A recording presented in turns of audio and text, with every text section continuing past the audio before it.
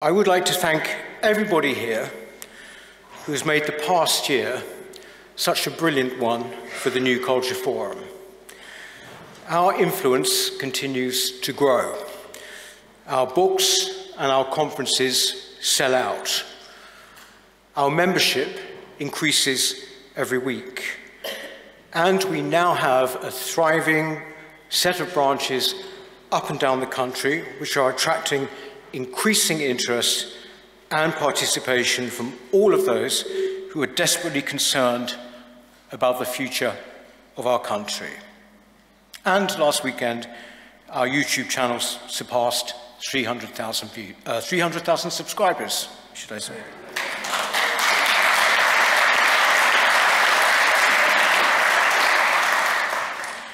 So to all the organisers here tonight, to the members who support us and the individual donors, my heartfelt thanks and gratitude on behalf of the team. Now, when I founded the NCF in 2006, our speaker tonight was already a public figure. Time magazine had named her as one of the world's 100 most influential people. Most of you here tonight will already know the facts of her extraordinary story. She was described by the late Christopher Hitchens as probably the most important public intellectual to come out of Africa.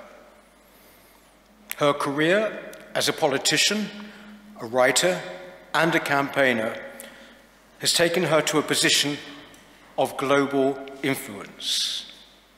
It is a career that has seen death threats, fatwas, and opposition from the political and academic entrenched elites.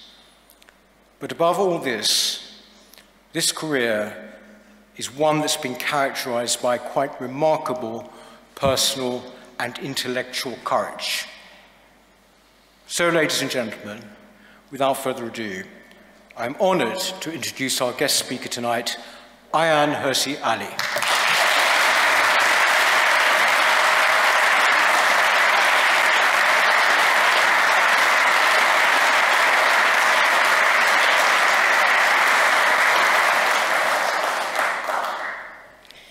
Thank you very, very much for that incredibly warm welcome.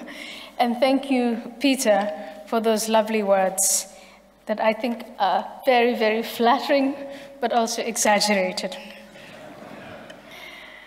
It's a pleasure to be here tonight. The heading of tonight's event is Sleepwalking into Disaster. And some of you here tonight may disagree with the tense in the title.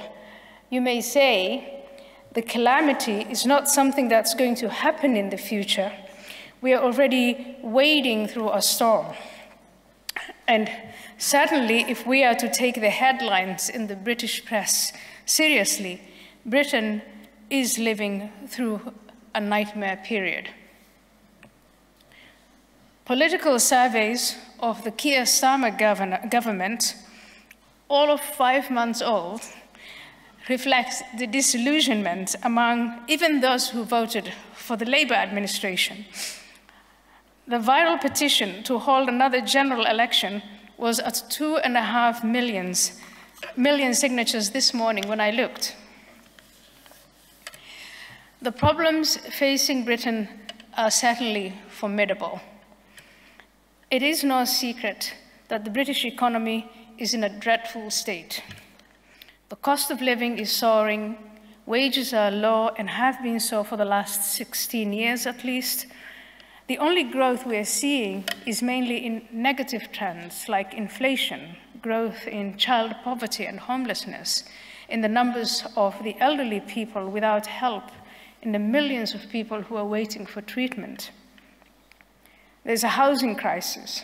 The British infrastructure is in a state of disrepair. Roads are ridden with potholes that remind me of Africa. Train and tram services are unreliable.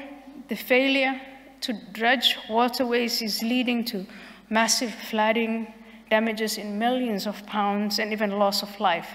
And then there are all these sewage spills, too, another feature of third worldism. There was a runway proposal to expand Heathrow, and I don't know if it is on the table or off the table. It looks like Britain's economic woes are bottomless. And it's not just the economy, I'm told. Look at the demographic crisis. England's total fertility rate in 2023 was 1.44 live births per woman. The UK fell below 2.1 in 1974. It was close to 3 in 1964. Immigration was supposed to be the way to mitigate the falling birth rates and cope with the aging population. But immigration now in Britain is a source of major anxiety.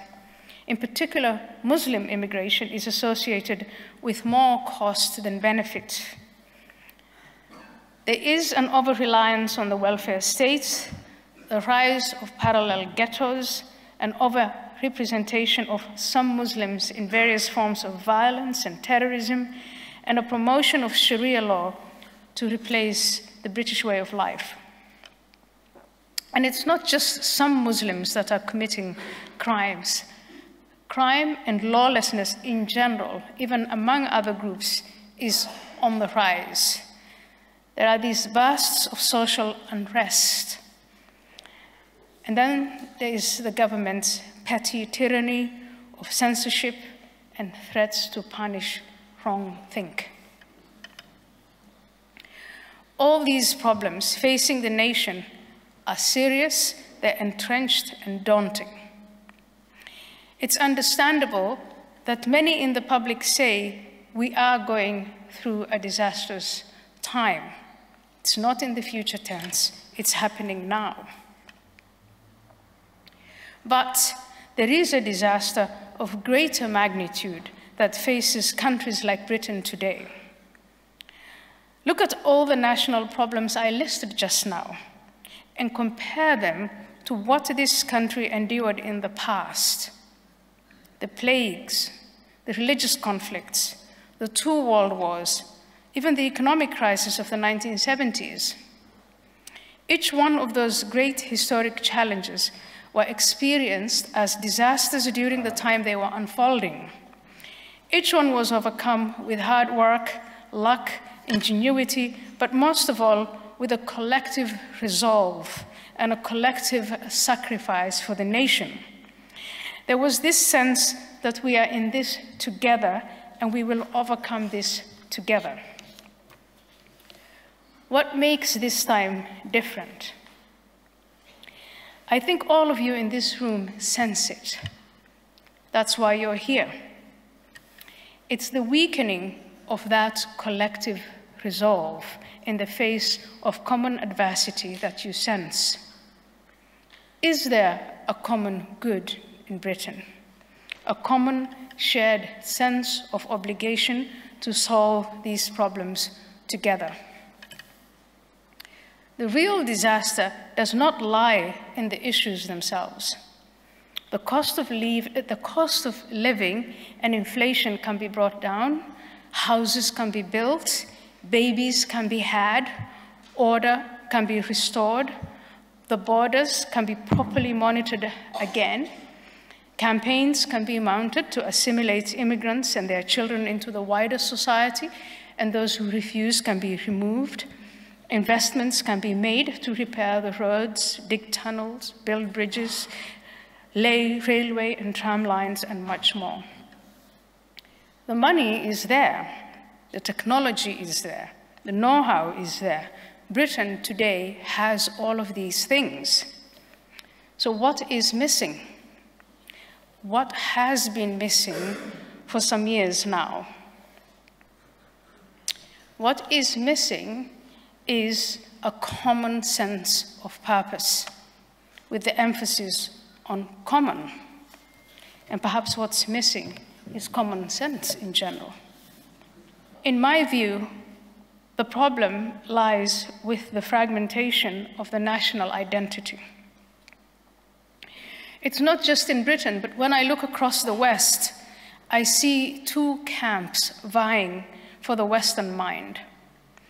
On one side are those fighting for nationhood, the preeminence of national sovereignty, a shared national identity, and loyalty to the nation state.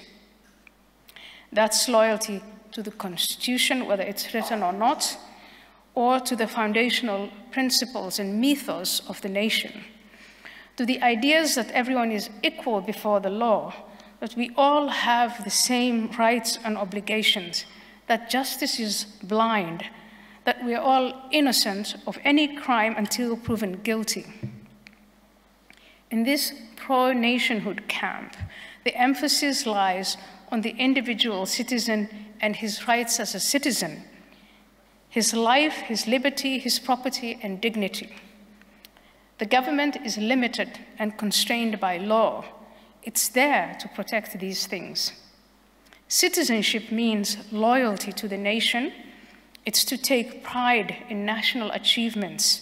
It's to safeguard her legacy, to preserve all things of value and pass it on to the next generation.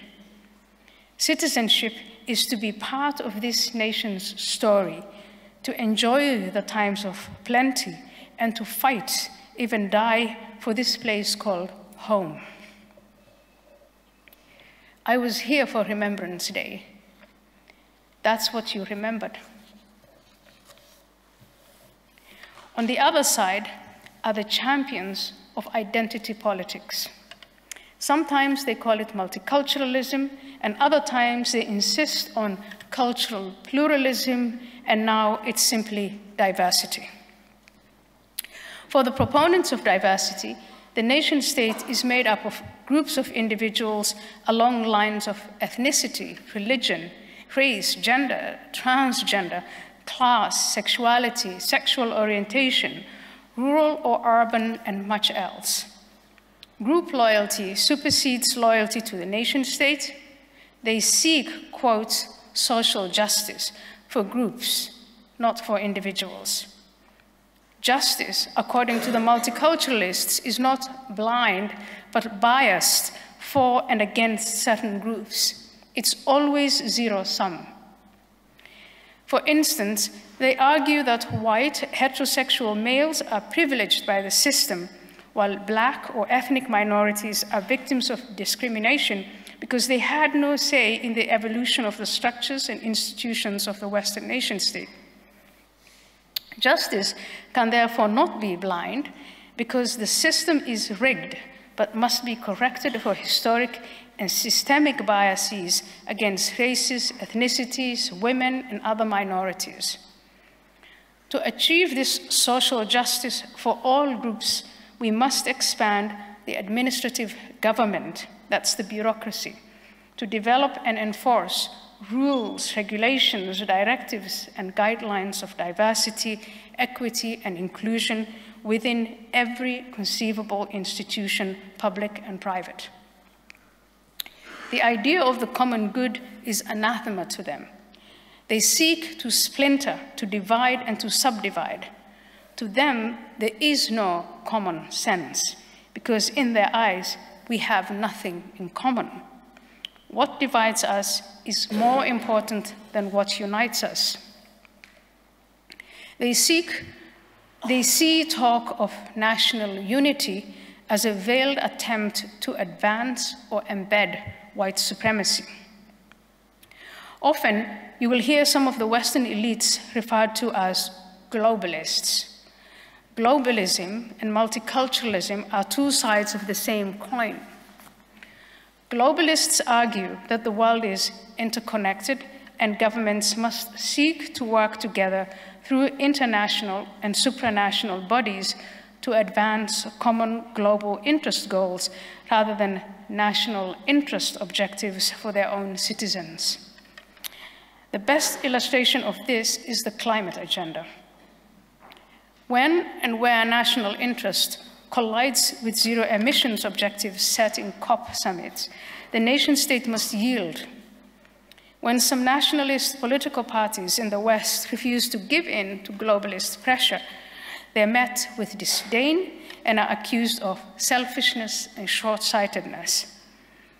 National identity, national interest, and national borders are seen by the globalists as, at best, nostalgic for times gone by, or at worst as expressions of ethnocentrism, Eurocentrism, xenophobia, racism, or climate denialism. It's precisely what a multiculturalist says on the national arena when seeking exemptions or special privileges for this or that identity group within any given Western nation. The nationalists of the 21st century I have in mind must not be confused with some of those we saw in the 20th and 19th centuries in Europe. These are not blood and soil type nationalists, but rather what I call constitutional nationalists. They are not concerned with skin color, gender, and sexuality, but instead with the application of the law equally and uniformly to all citizens, irrespective of their biological or ideological attributes.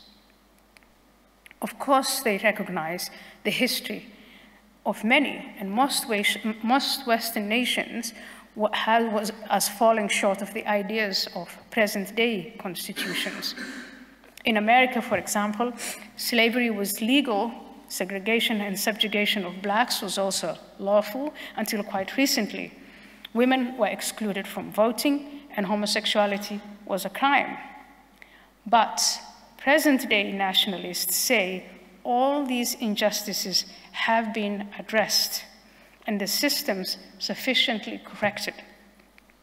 Going forward, we must focus on the cultivation of individual citizenship and loyalty to the nation rather than pursue the divisive and destructive group identity zero-sum policies. Multiculturalism is meeting with rejection everywhere, even in Canada, where it was celebrated as part of the national identity. Why is that? Well, first, theories look good on paper. When applied in practice, they're a lot messier, and very few theories withstand actual contact with reality, especially social theories that on paper gloss over the complexities of the human condition.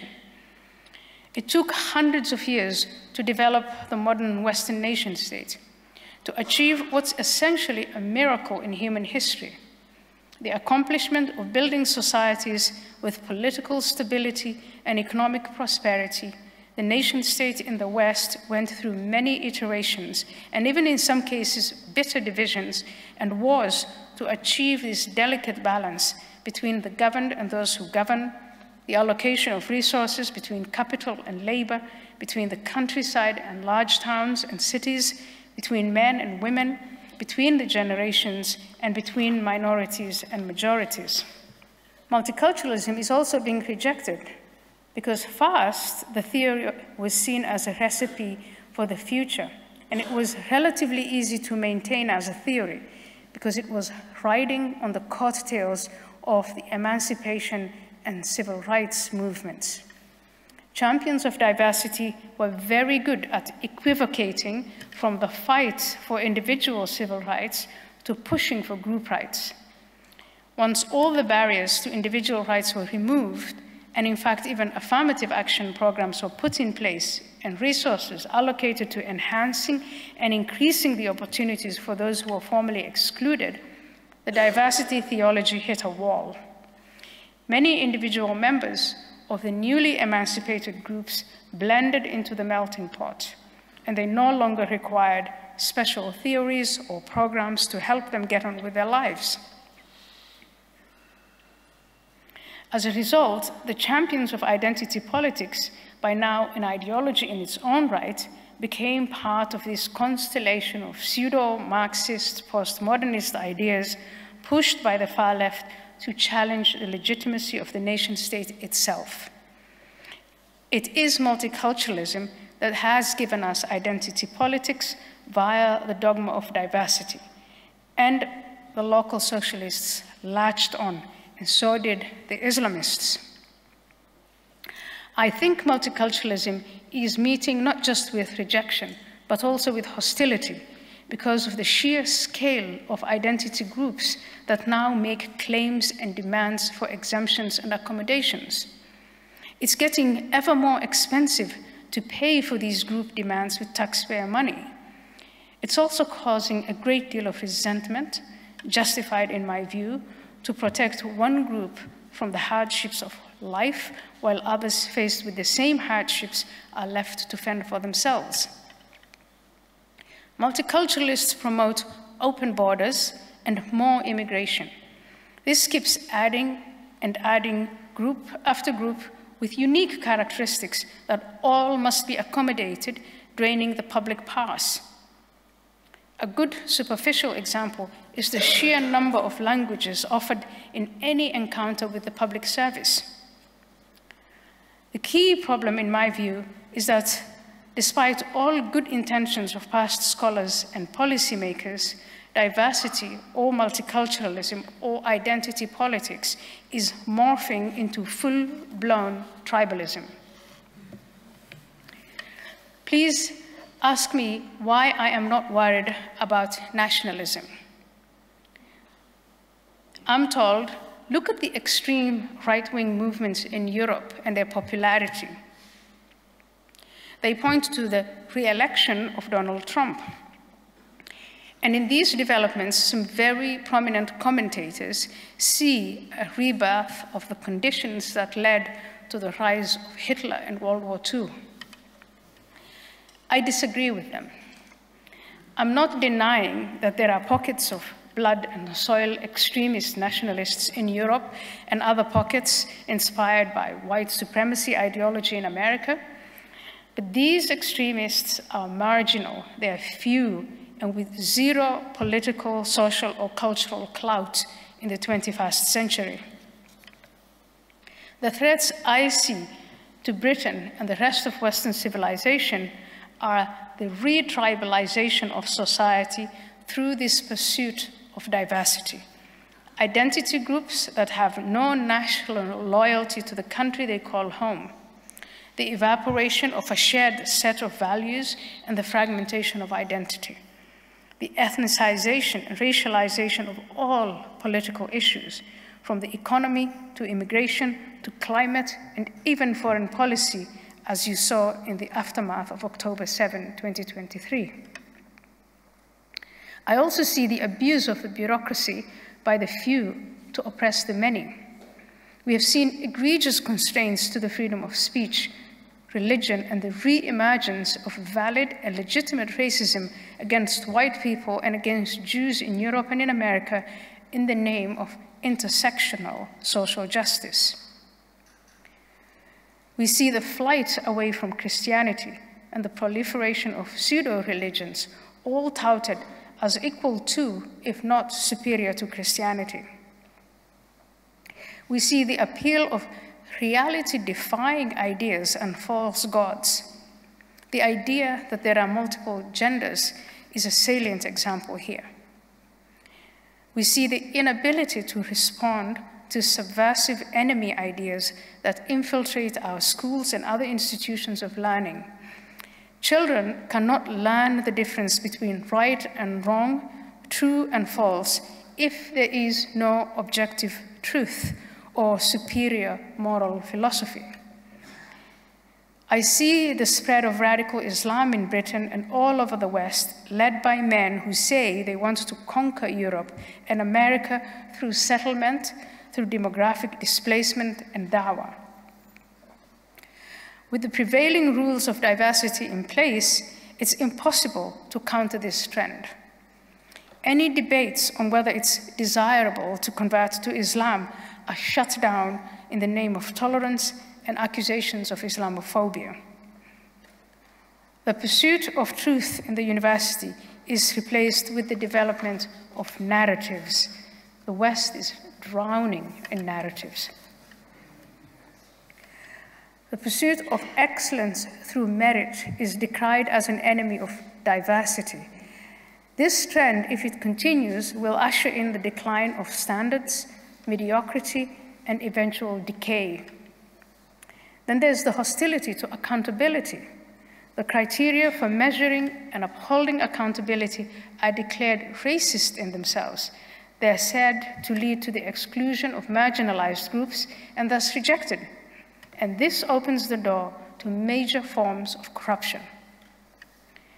The decline in civic discourse, with people retreating to their various tribal echo chambers for fear of being shamed, cancelled, or worse.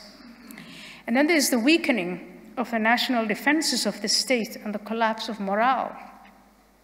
It's not lost on powers like China and Russia and Iran, who hate the West, that European societies are in a state of moral, political, and economic crisis.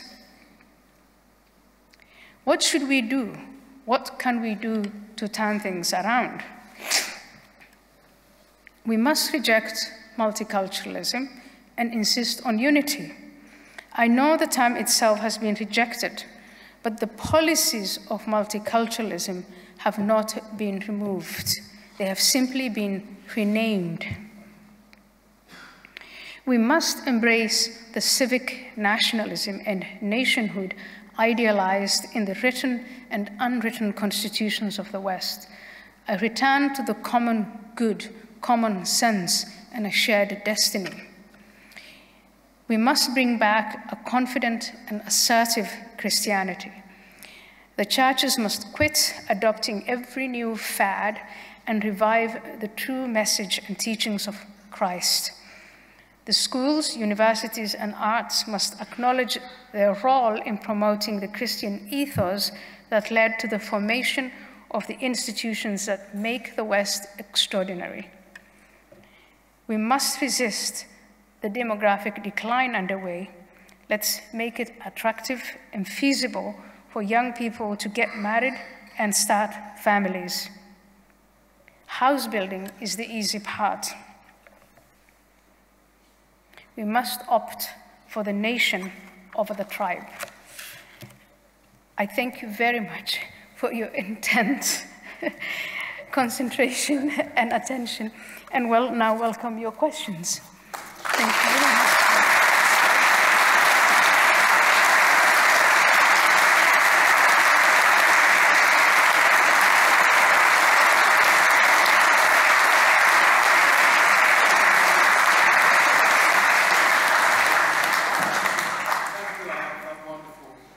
My name's Chris. I'm an Antipodean from New Zealand, but I live here.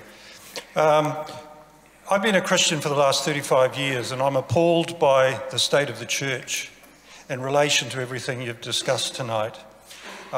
In my own way, I've been trying to wake up my fellow Christians, but without any success. They seem to be buried in a sort of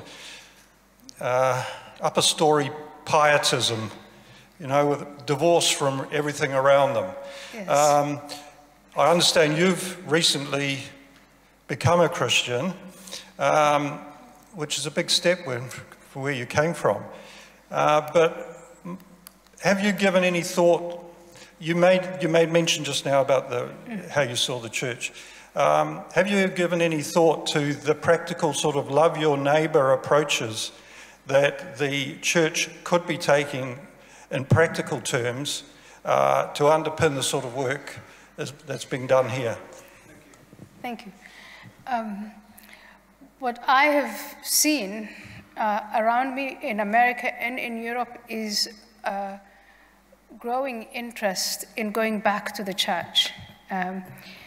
There's what some people have been calling a spiritual hunger, a spiritual void, and it depends, you know, where do people look for, where do you go to fill the void? Unfortunately, many young people have been turning to drugs and to addiction, and they've been turning again to these pseudo-religions. Islam is making a heyday of it, but there really is a growing interest in Christianity itself, a return to the church. And it's a missed opportunity, I think, for the churches to, and this is why I said the adoption of new fads. The churches that do that lie empty.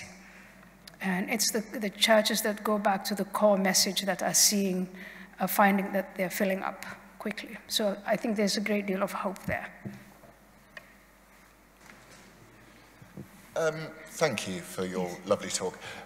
Why do you think it's Christianity specifically which is existential to the future of the West? I think very specifically because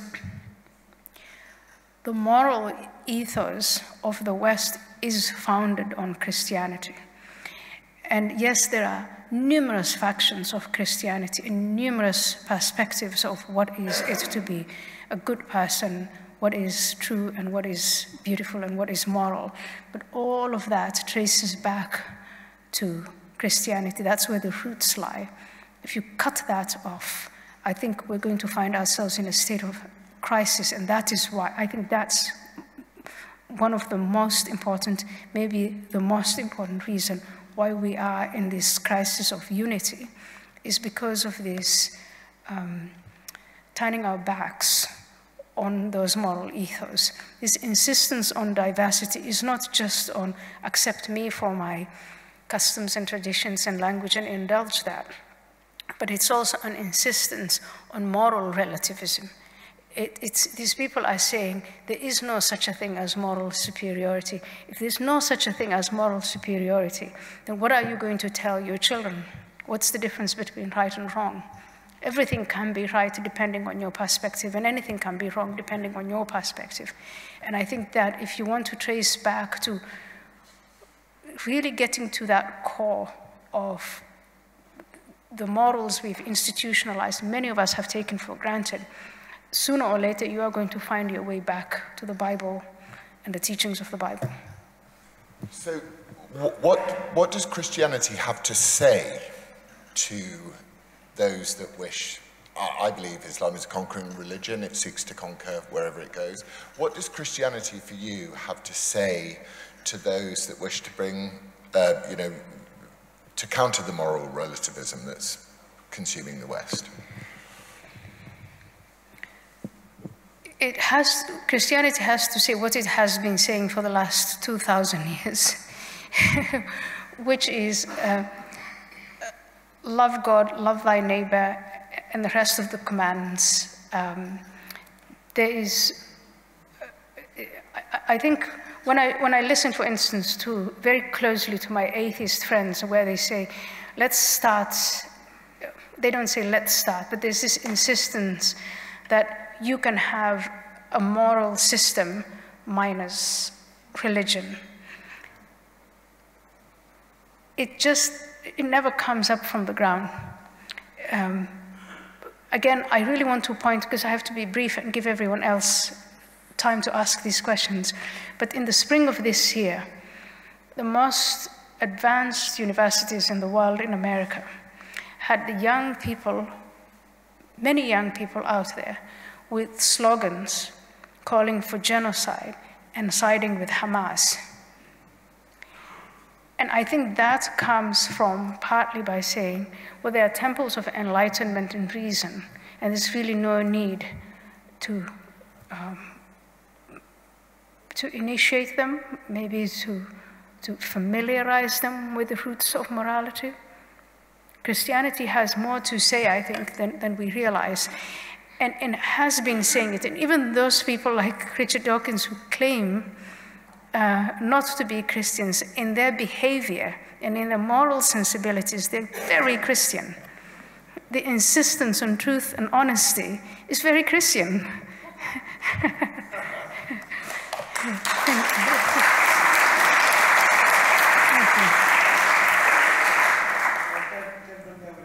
I'd love to just probe some more on what Lawrence Fox and previous gentlemen brought up, but can I just go back to your thesis again, make sure I've understood it?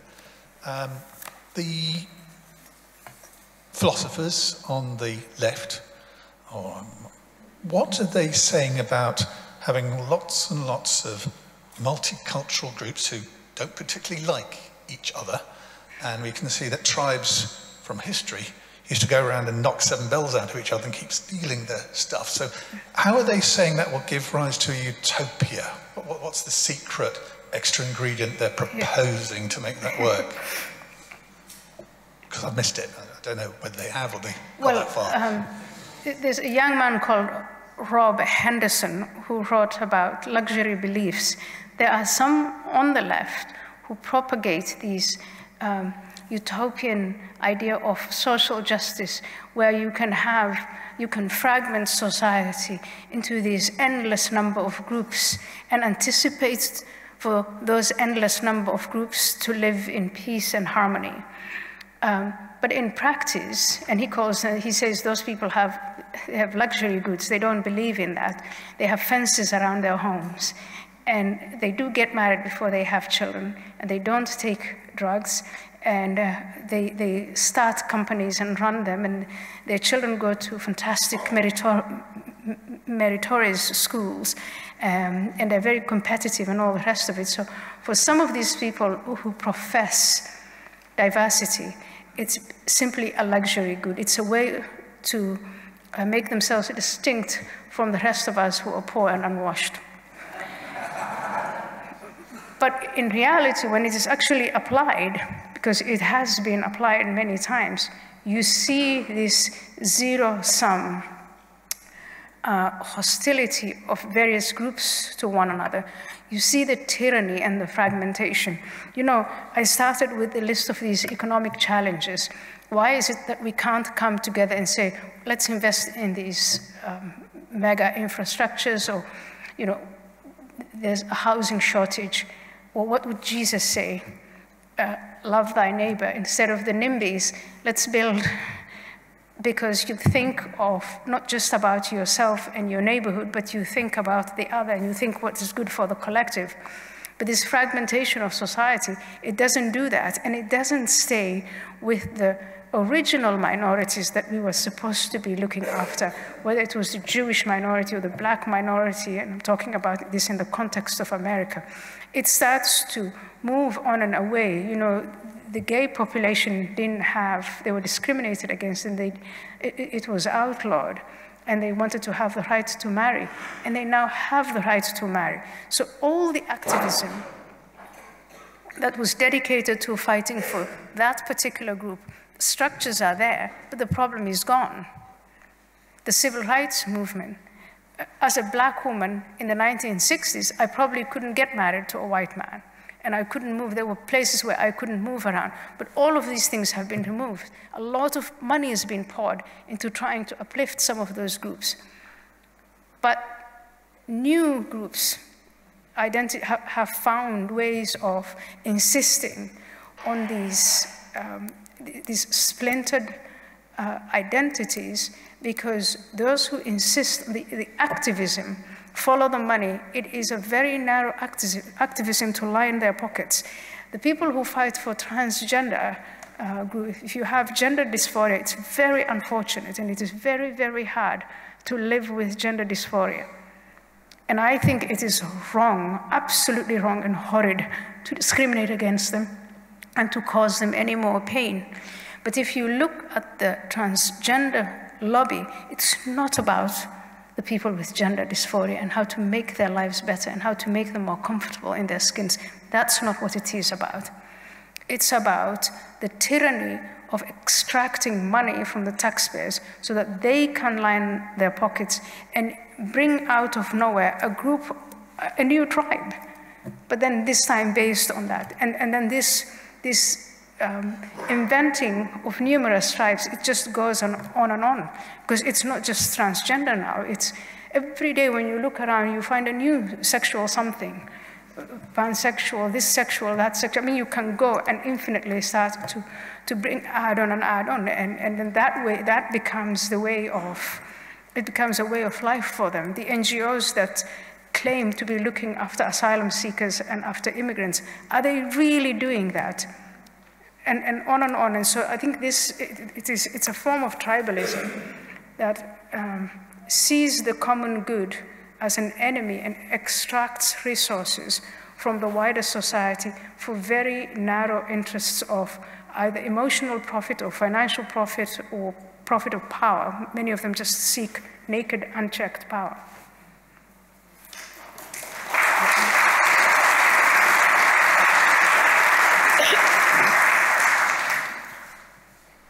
And thank you very much for your speech and for your work. I'm interested, given what you've said about the failure of multiculturalism and so-called diversity and so on, about your view of the emerging discourse across Europe about the concept and policy of remigration, which is to say, the non-violent reversal of the demographic disaster that we are facing as a result of mass migration. So is your question, should we use migration to solve or mitigate the problem of demographic crisis? No, so what do you make of the concept of re-migration? Re-migration is having, as in Sweden. Yes, Sweden had this wonderful experiment of becoming a moral superpower. And if there is one country that openly left Christianity and ridiculed Christianity, it is Sweden. And so they were going to replace it with something else and show all of us there would be this wonderful, wonderful moral superpower. Well, today they are not a moral superpower. I think they have now been called several times the rape headquarters of Europe, maybe even, I couldn't say the world, but I will most definitely say Europe. They've opened their borders to allow everyone to come in who wanted to come in, and they found that at least sometimes it's 60 or 70% of young men coming from places that are very un-Swedish, like Afghanistan and Somalia and Syria and the Congo, and on it goes. And the Swedes were just really telling all of us how awful, what terrible racists we were. Well, now they're at a place where they have said, we cannot succeed in assimilating these numbers, and they're paying the people that they had invited in. They're offering payments of, what was it, $36,000 to go back home to your country of origin. Do you know what's going to happen? They will take the $36,000 and not go back home. And it serves them right. But I do feel very, very sorry for the poor women in Sweden and the poor citizens of Sweden. And when I say I have no pity whatsoever or respect for the Swedish politicians who made those choices, and they've never been held accountable for that.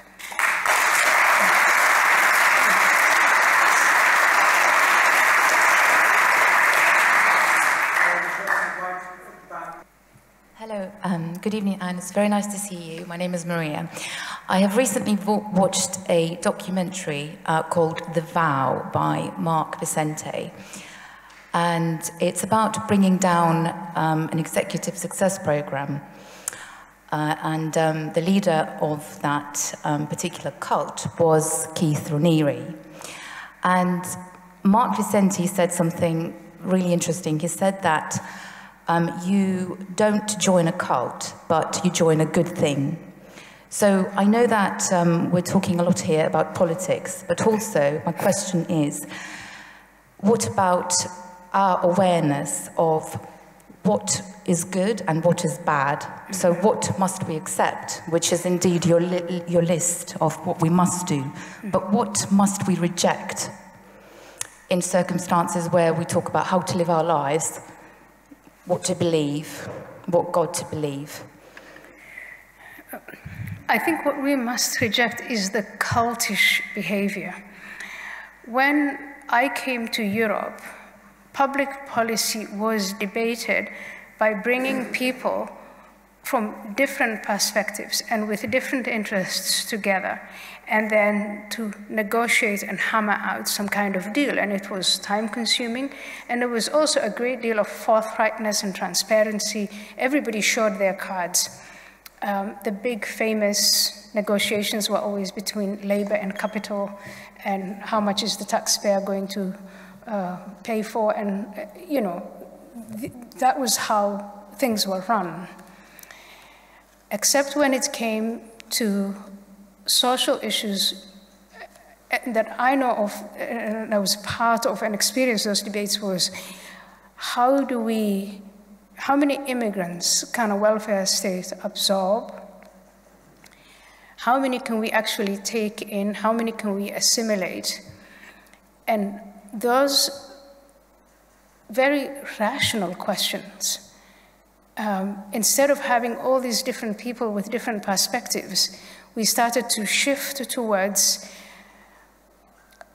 I would call it maybe the fringes of cultism, where there are certain things you can say about the subject, there are certain perspectives that you can share, and there are others that you can't share. That was 20 years ago.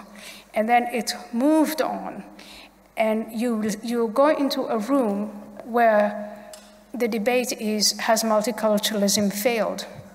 And you're only going to find people, mostly, maybe one or two people would disagree, but it used to be you would have 5 people on this side, 5 people on that side, an equal number of people debating the issue.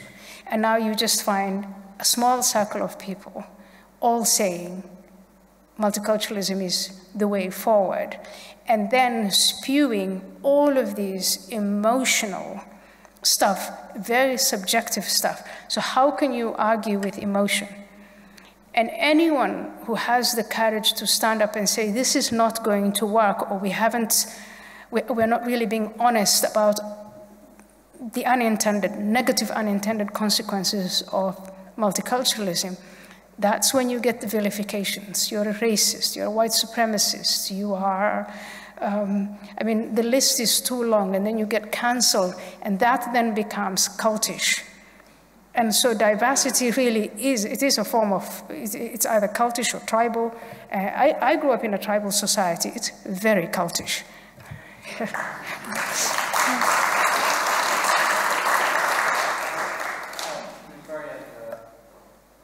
Thank you. Wonderful. As someone who was born into a Muslim family from a Muslim community, I wish there were more, which I know you were, I wish there were more people as brave as you. So can I just say thank you for that? Thank you. Thank you.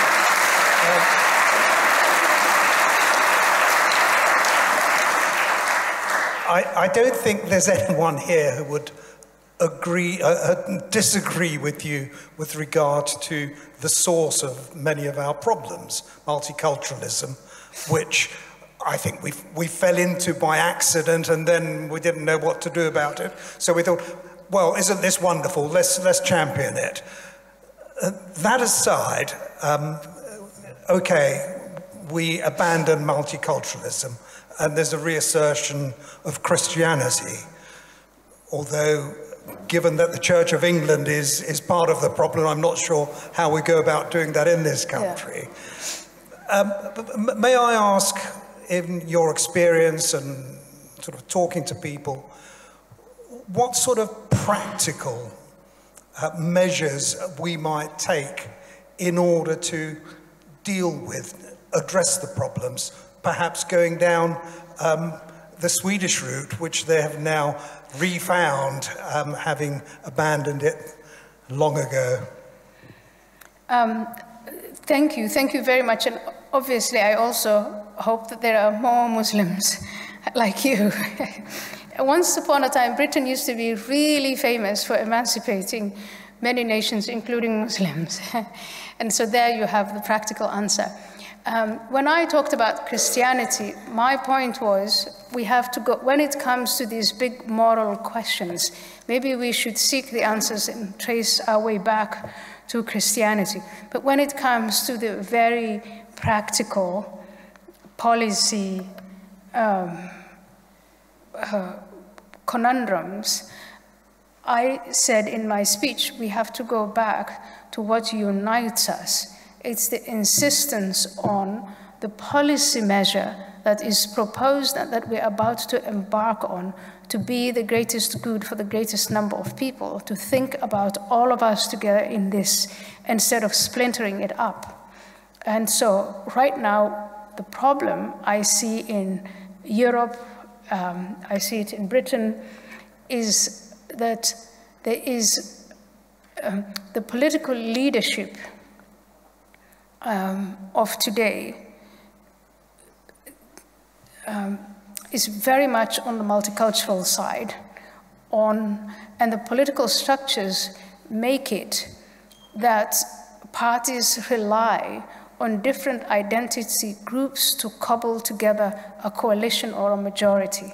And so with that in place, I think the answer is probably not going to come from the political leadership of today, but I think that political leadership can be challenged.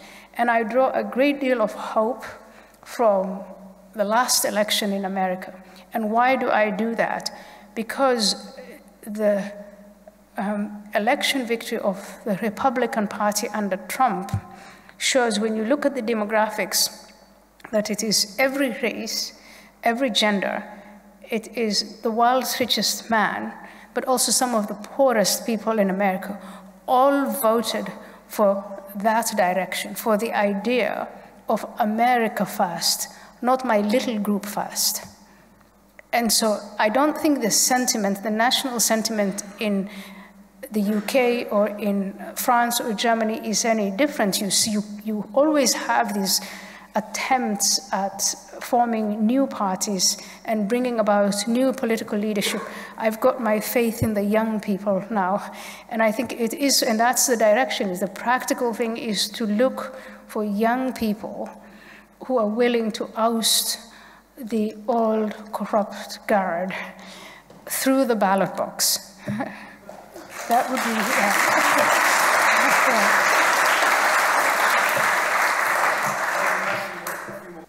Thank you for your talk.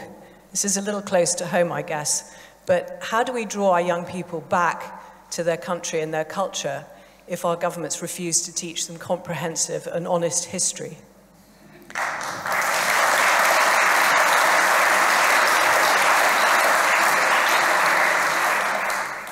That is a very, very good question, and that is part of the crisis, is this, that history is not taught well. Sometimes it's not even taught at all, and in many cases, only the negative story, the big, the negative colonialism here and racism in America, those are amplified, and children leave the class thinking, I don't want to be a part of this history. I don't want to be a part of this nation. It's also immoral. I think that what we are seeing is the only way to change what's happening in schools is for parents to rise up and to take an interest in the education of their children. And it's the same in neighborhoods. It's for more and more citizens to show up and challenge the prevailing ethos and say, we don't want any of this. Again, I'm optimistic about it because I have seen this work in different places in America.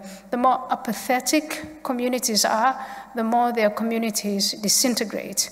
The more engaged they are, the more they can salvage what is the core of that community and keep it together. So it is really a fight worth having. And with the internet today, social media now is used mainly for negative things, but you can use social media for positive things. Jordan Peterson has started a series of, because they wouldn't let him teach in Toronto, he started his own university online. They wouldn't let me publish op-eds in some of these major, I started my own thing. Everybody's got their own podcast and their own, so I think Elon Musk is even coming with an online school, or it already exists. So there are different ways of being creative and in teaching history, in teaching science, in teaching geography, and in teaching common sense and commonality. Hi, given that it's the left, Islamists, and the pro-Pali brigade that seem to be emulating the Nazis of old, the rising levels in anti-Semitism, the growing attacks on the Jews that seem acceptable now and justified and funded by the media, how do we combat that? I'm very sorry. I have a hard time. I've had time hearing. I think it might be a mic thing. Sorry. And please speak slowly, yeah. Given that it's the left, Islamists, and the pro-Pali brigade that seem to be emulating the Nazis of the old, the rising levels in anti-Semitism, the growing attacks on the Jews that seem acceptable and justified by society as a whole now, funded by the media, how do we combat that? anti-Semitism within the right is banned and anti-Semitism within the left has been made acceptable? Is that the question? Yeah, basically. Yeah, pretty much. Yeah, because anti-Semitism there was someone who said that anti-Semitism from the right is like having a heart attack. You know they want to kill you. Anti-Semitism from the left is always shrouded in this language of justice and what seems appealing, fairness, and that makes it very subtle and insidious. I have a friend who said he couldn't understand why so many Jewish people supported identity politics or multiculturalism, because it couldn't be worse for Jews. Jews are white, successful, and very much attached to their religious roots, some of them. And then, of course, there's the state of Israel. It's everything that identity politics people hate. So anti-Semitism on the left, I think, is much more insidious, it's much more lethal, and it's now become intertwined. It's allied itself with radical Islamist anti-Semitism, which I think today in 2024 is the most lethal form of anti-Semitism on the ground. I'm not saying that anti-Semitism from the right has gone away, it hasn't. But if you say in order of priority, which one of them is the most lethal one, I would say it's the Islamist one and then the leftist identity politics one, because the narrative of the leftist, you can eliminate Israel by making the argument that it has no legitimacy to exist because it's a settler colonial enterprise. And what do you do? What should you do with settler colonial enterprises? You should uproot them. They don't, whereas I suppose a right-wing anti-Semite will simply look a Jew in the eye and say, I hate you and you ought to be eliminated. It is just these two different ways of looking at them. And today, the real threat is coming from Islamists combined with the left.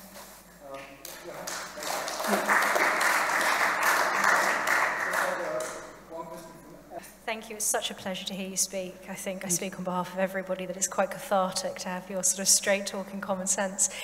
I just wanted to ask you about Islamophobia, because I know this is something that is obviously very close to home for you, that accusations of Islamophobia are accusations of blasphemy, and those are lethal.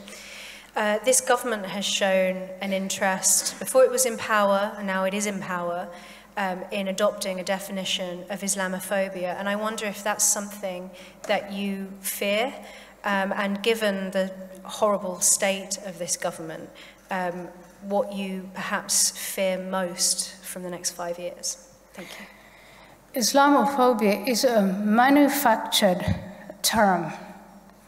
And it's been manufactured. There's a lot of effort. It came from Iran and it came from Islamists in the Middle East, but it only succeeded in the UK. Connor Tomlinson, right behind you, has written this piece in Carriage Media. Please look it up, where he traces back to this Runnymede organization in adopting this term, and the way some of these Islamists are saying, why don't we, you see how they have, those who fight for the rights of homosexuals have this word homophobia. Why don't we say Islamophobia? And Islamophobia is an attempt to shut down any critical conversation or scrutiny of radical Islam. It is, if I want to comment on what's going on in radical Muslim mosques, madrasas, in the indoctrination of young people, turning them away from our way of life while they live here, I'll be accused of Islamophobia and I'll be shut down. If I want to talk about the grooming gangs, that's Islamophobia, and that's going to be shut down. There is nothing that relates to the subversive efforts of the Islamists in the UK that you can speak about if you adopt Islamophobia. You can't cite from the Quran, you can't cite from the Hadith, you can't refer to the Prophet Muhammad, you can't bring the act of violence and the ideas that motivate and incentivize the violence. You can't bring them together because you will be committing Islamophobia. Barack Obama, when he was president, decided to ditch the word Islamic extremism and call it violent extremism. Violent, yes, I can see the violence, but extremist in what? And that is exactly where they want things to go, so that they can actively convert people, actively radicalize Muslims, actively carry on towards their vision of introducing Sharia law. To ban it is political vandalism. It's beyond censorship, because there is censorship, yes, and the government should not be censoring.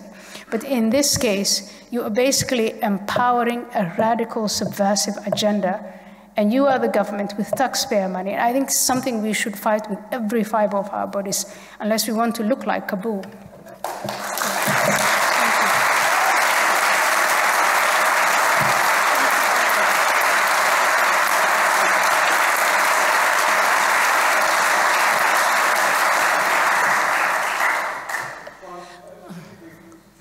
Hi, you know, the Bible talks about the left become the right and the right become the left. And it is really what's happening now, because the left, thinking that they're so good and so virtuous and we're so awful, is how we're sort of perceived. And when those little children were butchered and slaughtered in Southport, the father of the perpetrator was actually an asylum seeker. And apparently, he was part of the Rwandan genocide, where 800,000 people were slaughtered in Rwanda. And we allowed him to come in our country as an asylum seeker. And all the left, all they say is, you know, we have to be kind, we have to let everybody into the country, our doors are open, just keep our doors open because we're so heartless, because we question it. And I think we really need to keep that question firmly in the, you know, the mind of the public. We have to, you know, this terrible thing that happened, this awful atrocity that children were butchered, we have to sort of not let this die down. This is the most dreadful thing that happened. And because of that, we've been shut up. Everyone's been shut up. We're terrified to put any post talking, not you know, inciting violence, but just saying that we're unhappy about people coming over and not, you know, respecting our culture. And people have been put in prison. I get exactly what you're saying. I believe in citizens protesting and citizens going to the elected government and telling them, what you're doing here is absolutely unacceptable. What I don't think is effective or right is the rioting, it's the destroying of property, it's the stealing, it's the lawlessness. So if right after that terrible, terrible incident when the girls were stabbed and killed, and there were many other people who were stabbed, by the way, if we had protested just like the farmers because of this inheritance tax that's put on them, I think things would have looked different. But we can still do that. I think when it comes to Islamophobia, I think when it comes to the unhappiness with the open borders, the unhappiness with all of these failed policies that are still being pushed. The laws, I said the name multiculturalism has been ditched, but the policies are still in place. And I think you can protest in this very elegant but persistent way and keep it up until the next election, to usher in a different government with different priorities that emphasize the common good. What is common sense and what it is that unites us and not what divides us. And a new government that ushers in an era that looks at the subversive evil that we are facing in the eye and does something about it. Yeah.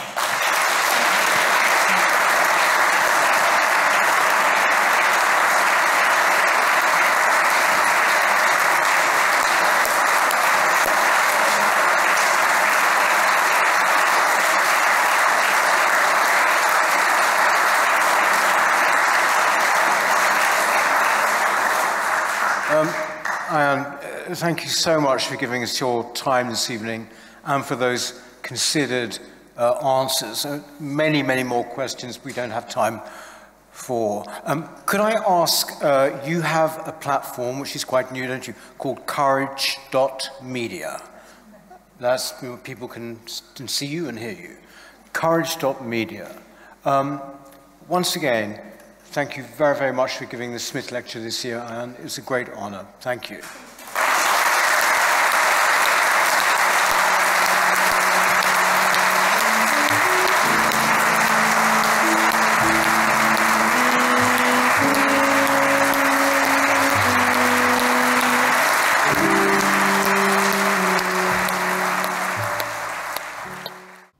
Hello, if you're enjoying the New Culture Forum channel and you believe in our mission, may I invite you to join our membership scheme at the link below or on our website, newcultureforum.org.uk. Our work is more important now than ever, and we have great plans ahead for the future, but we can't do it without your support. From as little as £3 per month, you can help ensure that we continue on our mission.